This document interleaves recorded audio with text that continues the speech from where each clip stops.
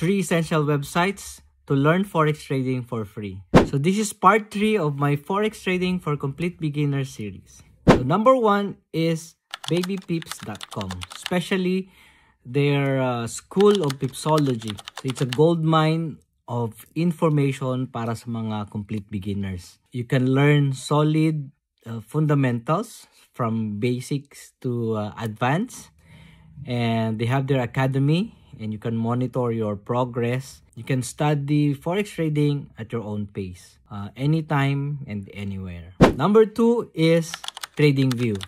So TradingView is the de facto charting website for traders, for most traders. So halos lahat nung nakikita yung mga charts or mga setups, no, ginawa yan sa TradingView. Very powerful yung kanilang charting. So makikita mo doon yung price chart ng mga forex pairs, crypto, commodities, pati yung mga stocks, no? Even the Philippine stock market, nandun yung chart nila. You can use ton of indicators, daming available, maring yung mga standard indicators at saka mga custom indicators. And so primarily, gagamitin mo yung TradingView for technical analysis. And number 3 is forexfactory.com. So dito naman nakikita niyo yung schedule ng mga incoming economic news releases. So bakit essential siya?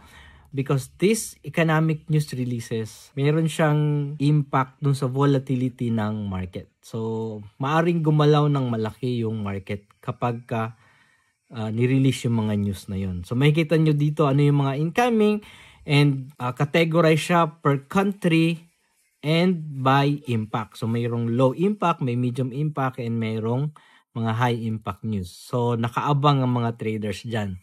So merong mga traders na iniiwasang mag-trade kapag may high impact news. Meron ding mga traders na tinitrade nila, actually yun ang inaabangan nila kapag may high volatility. So if you have other websites for our newbie traders, care to share in the comment section. And if you want to start your Forex trading journey and need a trading account, just go to my website, forextradermads.com, and click open live account or open demo account, and follow my step-by-step guide on how to set up your account in MetaTrader. Follow for more.